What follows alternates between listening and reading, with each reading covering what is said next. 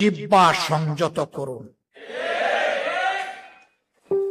এই মনোভাব এবং আচরণ দেখাবেন না। ফেসিবাদের কালো ছায়া এখন সংসদে দেখতে পাচ্ছি।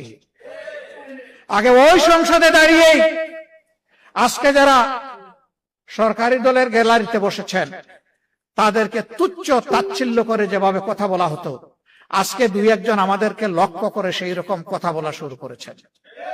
আমরা তাদেরকে বলি জিহ্বা সংযত করুন। এই মনোভাব এবং আচরণ দেখাবেন না।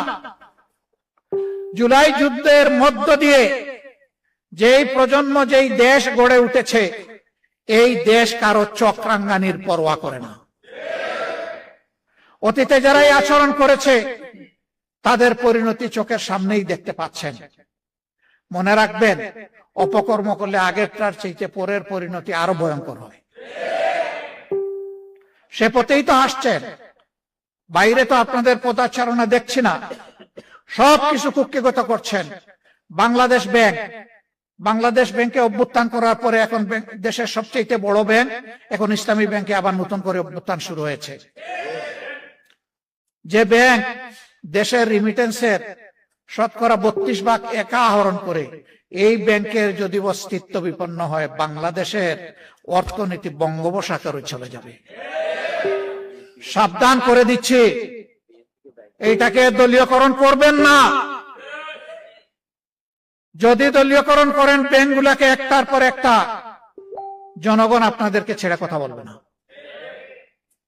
আমি দেশের ব্যাংকের মূল মালিক জনগণকে বলবো, জেগে উঠুন, আওয়াজ তুলুন, ওদের কদর্য চেহারা জাতির সামনে উন্মুক্ত করে দিন, থামিয়ে দিতেই হবে ইনশাআল্লাহ।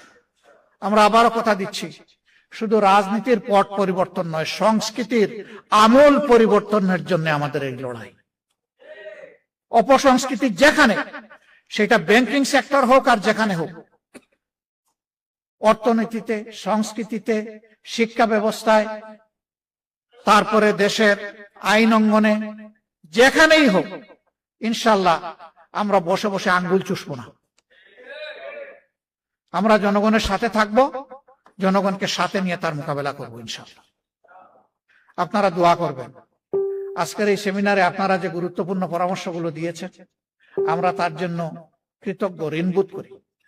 আপনাদের পরামর্শগুলো অন্তরে ধারণ করে আগামীর পথ চলা আমরা যেন নির্ধারণ করতে পারি, এবং সেভাবেই যেন মহান আল্লাহর পর ভরসা করে আমরা জাতির সাথে থেকে, জাতিকে সাথে নিয়ে